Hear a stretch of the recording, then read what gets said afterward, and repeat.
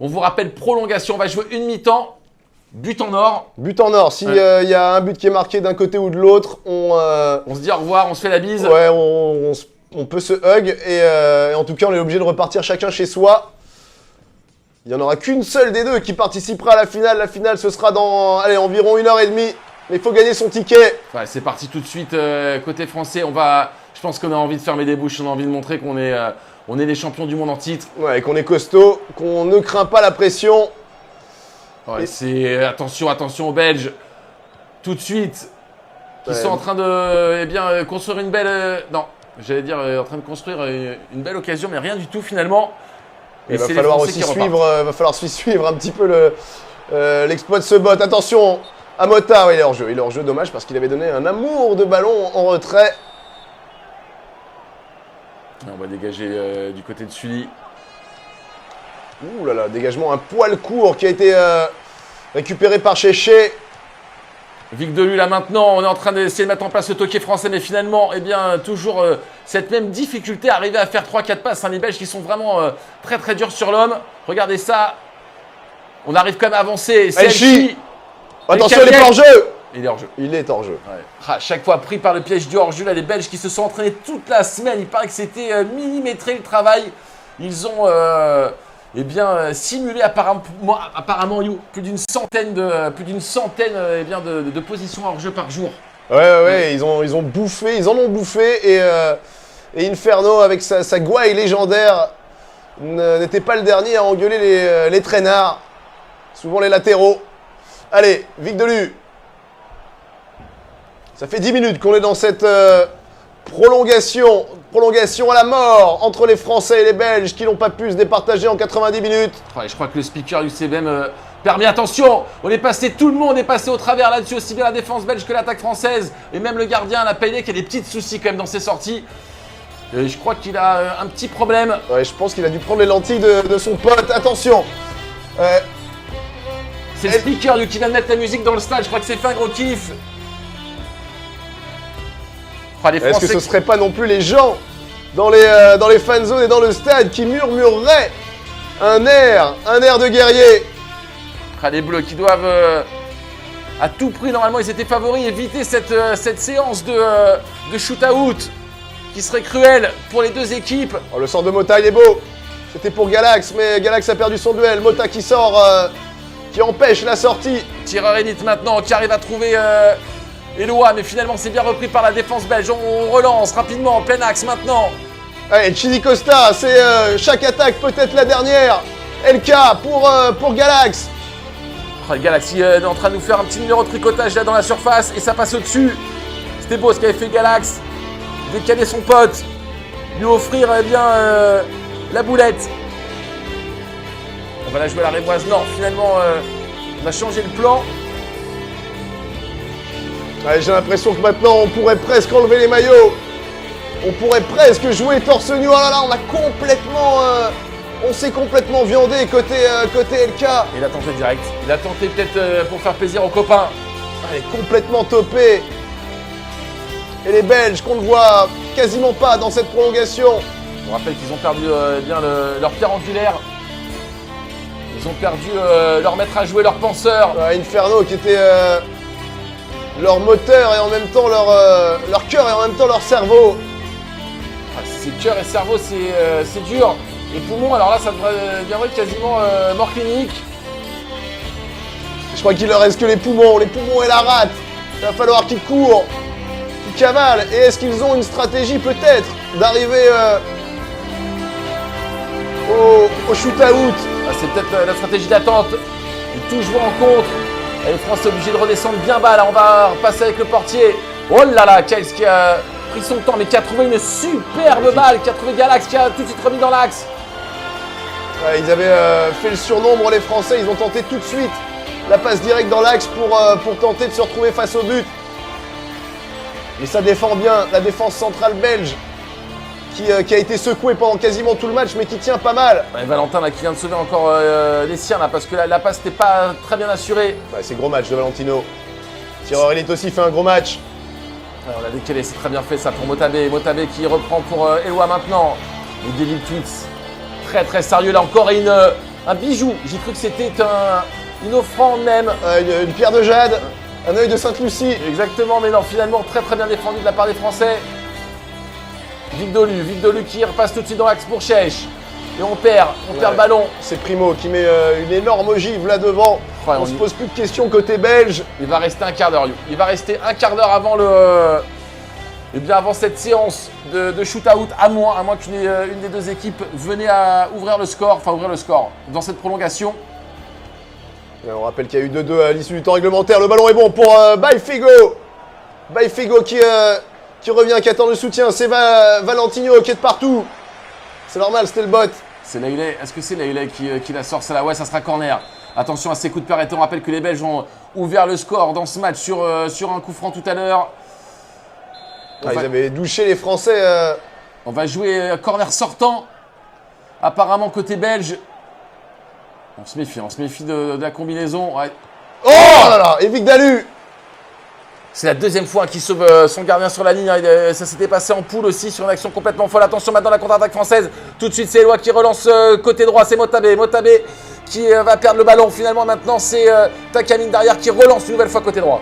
Ouais, Mota qui est trouvé. À chaque fois on privilégie le côté droit pour les Français. Eloi, Elchi pour... il me semble que c'était Chèche. Et ça repart. Regardez ça les Belges. On a l'impression que c'est... une armée dans une prairie qui avance, arme à la main. Fatigué un petit peu quand même l'armée. Hein. Ouais, un petit peu fatigué, mais qui donne tout ce qu'ils ont. Ils ont fait quelques bornes. Oh, et Galax maintenant, elle est importante celle-là, c'est du 4 contre 4. Motabé qui part ballon finalement, Valentin qui est partout au four et au moulin, à droite, à gauche. Laillet qui fait un superbe contrôle, il faut le faire à ce moment-là du match. Et le ballon est bon pour Galax, on l'a trouvé en pivot. Chèche. LK qui gagne son duel. C'est prise à 2 sur LK maintenant. LK qui continue à danser autour du ballon comme d'autres aiment à danser autour d'une barre. Je vais laisser terminer, je vais demander où vous alliez là. C'est du... Alors je me souviens plus du nom. Paul Dance. C'est du Paul Dance avec un ballon. C'est du ball dance. Oh, et les Belges une nouvelle fois. Primo qui dégage au loin. Il va rester 3 minutes plus ses arrêts de jeu. Ouais, j'ai l'impression que Primo il a cassé le bouton X là, il ne fait que envoyer avec son carré. On a des intentions qui sont clairement établies côté belge. Ouais, on essaie de construire encore une nouvelle fois les Bleus qui tentent jusqu'au bout vraiment de mettre en place leur jeu. Hop, Payday qui va offrir un corner aux Français. J'ai l'impression que c'est... il a mis un ruban sur ce ballon. Il l'a offert à LK pour sa patte. Oh, c'est un déguisement des rois mages là qui nous a mis Pédet. C'est Balthazar, je crois. Allez. Oh, Galax. Galax qui est arrivé pied en avant. Et attention, il y a un contre maintenant.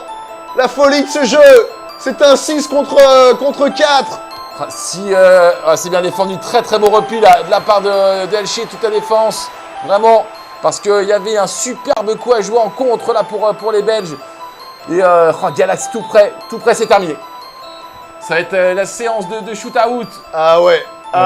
Alors, peut-être que Jess qui est là ou Kedo qui sont là peuvent nous expliquer exactement pour combien de shoot-out on part. Il me semble que c'est 3 et que c'est quasiment mort subite dès le début. Alors, si Jess, peut-être tu peux venir, Jess, peut-être tu peux nous expliquer en tant que Kinyu peut-être. Enfin gros coucou à JB qui est là aussi. Ouais, JB qui est dans le chat, Kedo aussi. Alors on est comme vous, hein. On est dans le stade et on se demande un petit peu ce qui va se passer. Alors dans cette mi-temps, elle a été complètement à l'avantage des Français. Ouais, ils ont tout tenté, regardez ça, 3 tirs à 1, mais la domination française, bien sûr, 58% de possession de balle.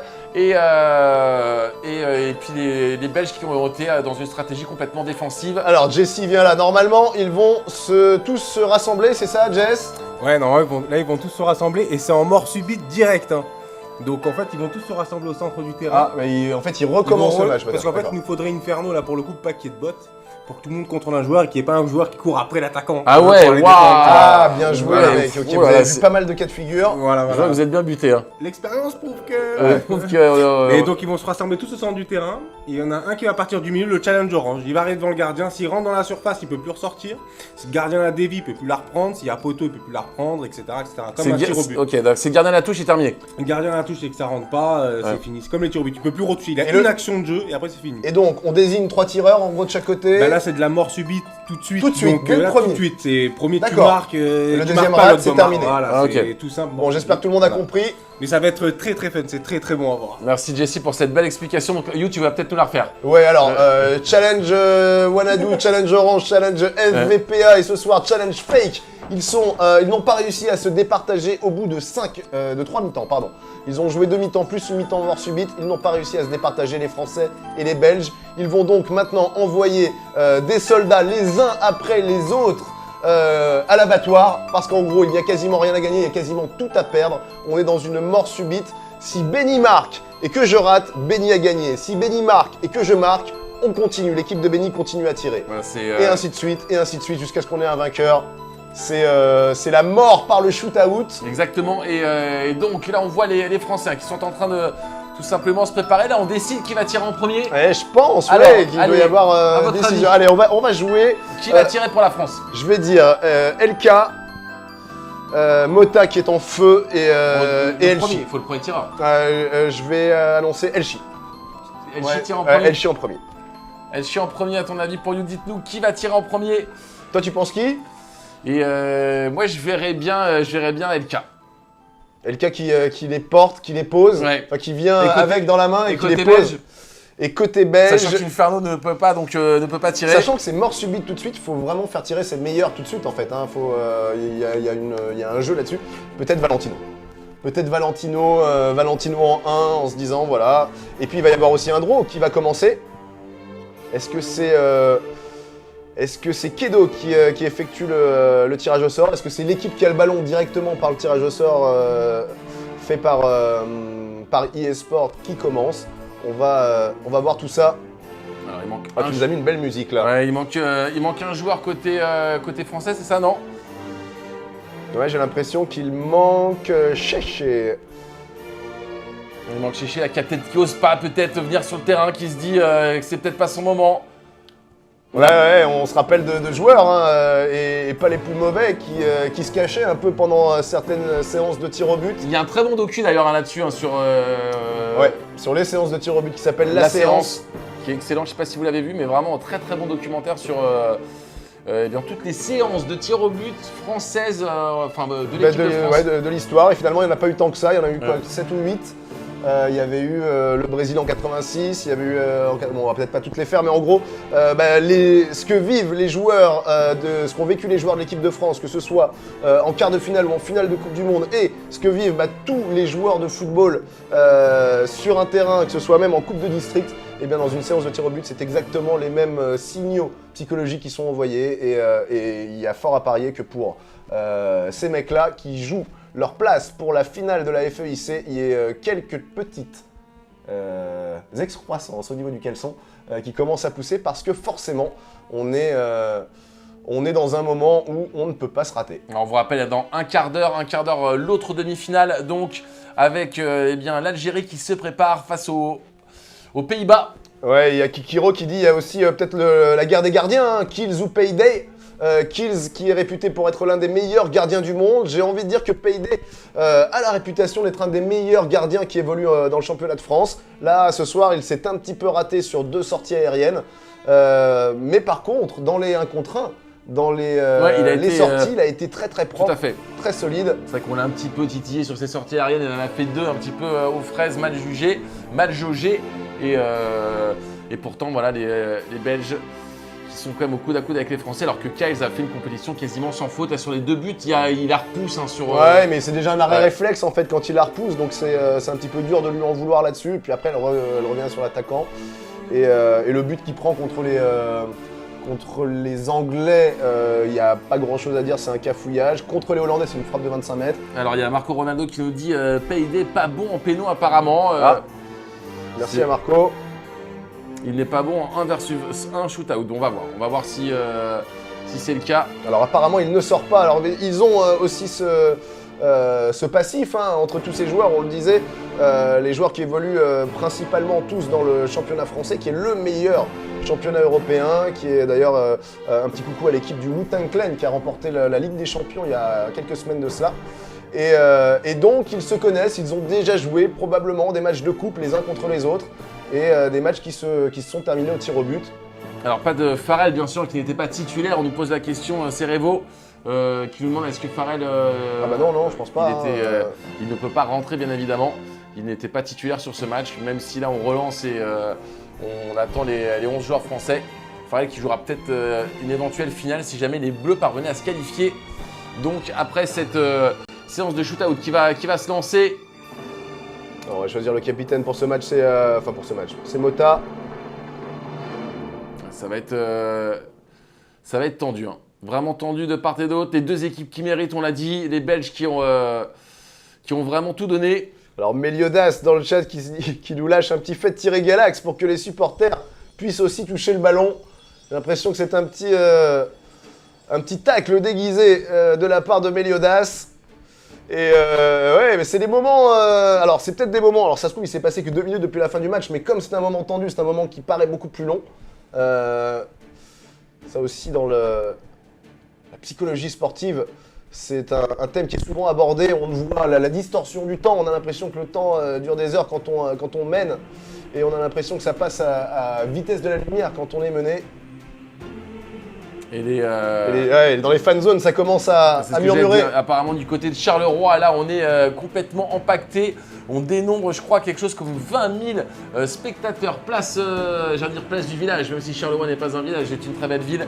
Eh bien, on n'arrive même plus à circuler et on a installé un écran géant pour retransmettre bien tout simplement cette séance de shoot-out. On n'avait pas mis d'écran pour le match, mais le maire a entendu, le bourgmestre, a entendu vent de ce qui se passait durant cette compétition, a installé en dernière minute un énorme écran géant et donc là plus de 10 000 Belges se sont rassemblés ici à Charleroi. Ouais, d'ailleurs,